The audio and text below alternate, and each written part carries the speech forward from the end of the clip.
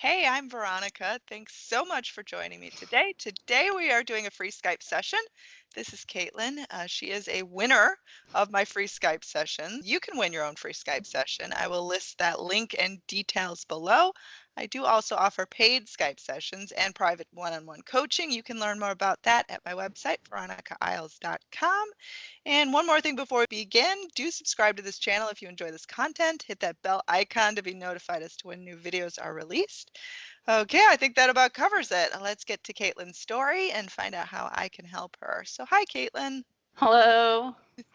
So yeah, do you want to tell a little bit about your situation, your goals, and then we'll get to some questions.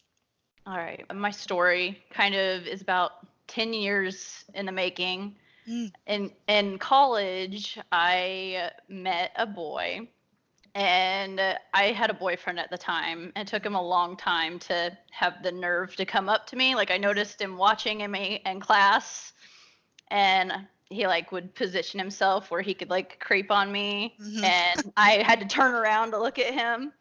So I took notice of him before he actually came up to me, and we were both awful at math, and so he tried to initiate us being study buddies together, which was an awful That's cute. idea. Well, But I'm the world's most oblivious person, so I didn't yeah, realize he was actually interested in me. right. It's pretty sad now, like going back and saying stories. People are just like, "How did you not know?" But either way, he was a womanizer, and I was a very good girl, and not even kiss on the first date Yeah. kind of girl.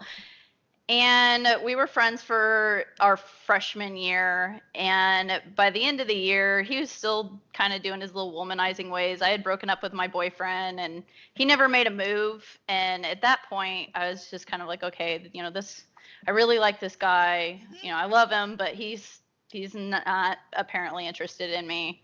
So I had to block him. For me, I blocked him. I didn't tell him what was going on or anything. I just Okay. kind of went MIA. He was kind of a bad boy. Like I said, he was a womanizer at the time. He was drinking. He was a bad boy. Yeah. And so I made this decision for myself that it was best that I not speak to him. Well, a month after that, I met my husband, and he was the only person that I had that kind of connection that I had with this guy, and we fell madly in love, head over heels with each other. But after we got married, his mental health went down quite a bit, and I lost him to suicide. And So sorry. That's awful. um, I found him, and so I went through quite a bit Yeah. of trauma from that. When you become a widow, Awful. um, they say you lose 70% of your friends and your family, but I lost everybody. I lost Oh, everything. jeez. So, here I am living in the Yeah. country alone in the home where I lost my husband, Oh, without a support system and all of that. That's awful.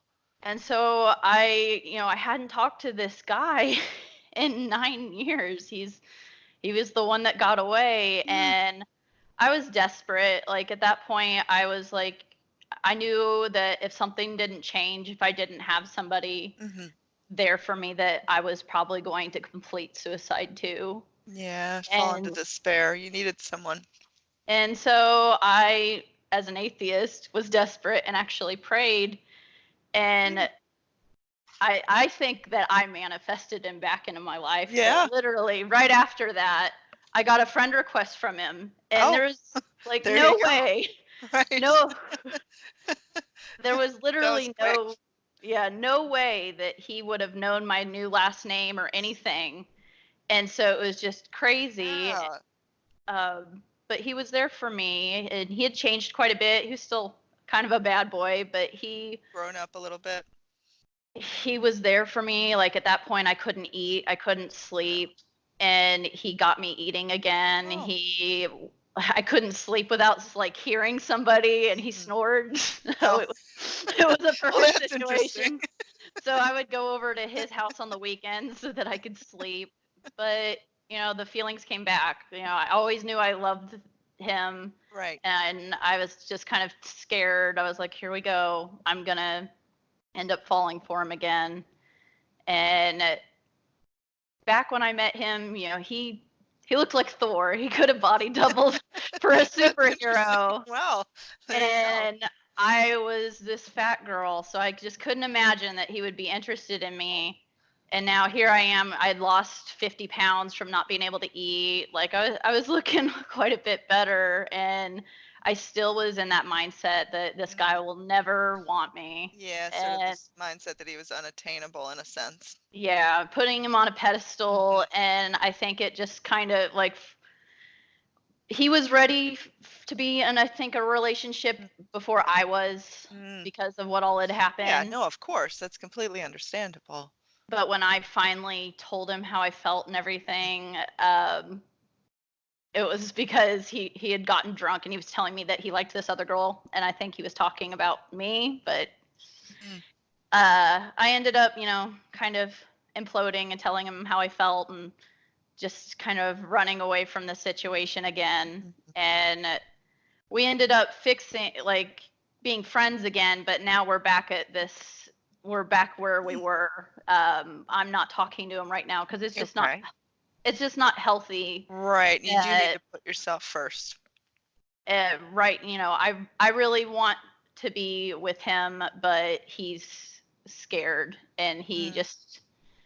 he's a self-sabotager. I guess I am too. Yeah, a lot of people suffer from that. I mean, it's weird the way we do that. We sort of, sabotage our own happiness, but that's pretty common. But it's something that can be overcome. Yeah.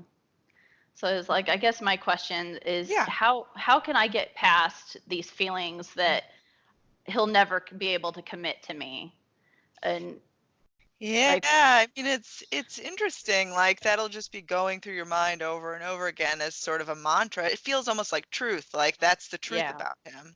But it's not. I mean, anyone can commit. I mean, I'm sure you've heard of stories of like a guy that says he's never going to get married, never going to have kids, yeah, and then he suddenly does. Like, what is that? I mean, it happens, and you're not trying to change who he is. So don't think about like forcing your will upon him or forcing your ideas upon him or like changing his free will. Instead, feel like he can arrive at these conclusions from his own heart, sort of through an evolution, through sort of growing up in a sense. So you're not trying to force him, you're not trying to push him. You're just sort of putting that idea out there. This is what you want, and you're letting him sort of catch up to you. And in the meantime, like you don't feel all that sense of doubt or sense of lack or urgency. You just kind of let him get there when he's ready. And it's amazing when you sort of give someone that room to breathe, the hmm way they will arrive at that point much quicker than they would otherwise. Because if you smother him with your thoughts and your energy and you say, I need this right now, you keep it from coming to you when it could otherwise flow. So it's all about the energy. So you're going to want to put out that good energy, the feelings of what you want, who you are, who you see yourself to be in a relationship. What is that? What does that look like with him? yeah. And like, what it would be the best way for me to manifest like a relationship with him? It's like I just have these, like I said, I have these Hmm. negative feelings that, like, especially being a widow, that, Right. like, men tend to run away. They hear widow and they're Yeah. gone. On top of my other, Right. You have a lot of sort of abandonment, like people hmm leaving and just yeah, ditching you and not being there. And I think that this could be the moment where you sort of break that. You break that, I don't want to call it a curse, but you yeah. break what's That's been what it feels happening. like. Yeah, Yeah, this feeling that you're like spoiled, you're damaged in some way. You're not. yeah, Like this can be your moment to finally shine and move beyond all of these horrible traumatic experiences. Like, you can finally have someone in your life that you can share your life with and you can have it feel secure and he can be there for you in ways that you haven't experienced. I mean, it sounds like he's already been there for you when you really needed him. yeah, So, I mean, I feel like if you could manifest that at obviously such a low point in your life, like you allowed that, you attracted that when you mhm, most needed it. I feel like you could attract this moment too. Like you don't have to be in crisis mode to attract the very thing that you need. Like it yeah, can come now. It definitely yeah. can. And I've manifested other things, like I've Oh, manifested awesome. money Nice. and That's always good. yeah, and a new gym that's closer to Oh, my house, that's like really stuff like that. convenient. Well, So there like you I go. I know it's Whew. possible, Yeah. It always especially that I brought him back. Like I know is. that, but it's just like why can't Yeah. I get past that like I'm still that girl from college that I'm just like, oh no, he'll never want me. And I'm doing a lot better than I was, but it's I don't know, it's just there's so much baggage from our past. There is, right. There is a lot of baggage, but like you can start this new chapter of your life without all that baggage. Like you can start it fresh, as if, he's somebody you just met. Like you can write that story and really be mindful of what you think he is thinking about and wants, like what you assume his goals to be. Because a lot of times we feel bad, almost like we're forcing our opinions on someone else and it feels uncomfortable, trying to attract something that they just don't want, that feels weird. We don't want to do that. You want to attract love and harmony, but I think that we all desire companionship. We all desire that love. We all desire having a partnership of someone we can walk through life with and share that love and that bond, that closeness with that other special person. And that part of him it exists. Like it Yeah. exists in his heart. You just have to sort of unravel it. Patience is good. Don't think you'll have to wait around forever, but definitely keep putting your needs first. Like, set the standard. This is what I want. This is what I need. This is the kind of life I want. This is what I deserve. Start imagining your life together. Like, do you move in together? Do you get married? Where do you get married? Like, really let your mind Yeah. explore that, because those are fun, happy thoughts. Yeah, and that's something that like I don't know, me as a person, I'm always just like, no, you can't think like that. You can't Right. do that in advance. Restricting your Yeah. thoughts, but you can. Like, you don't need the affirmation from him that he's going to commit to you to imagine a wedding. Like, you don't. You really don't. Like, play around with it in your mind. Let your mind run free.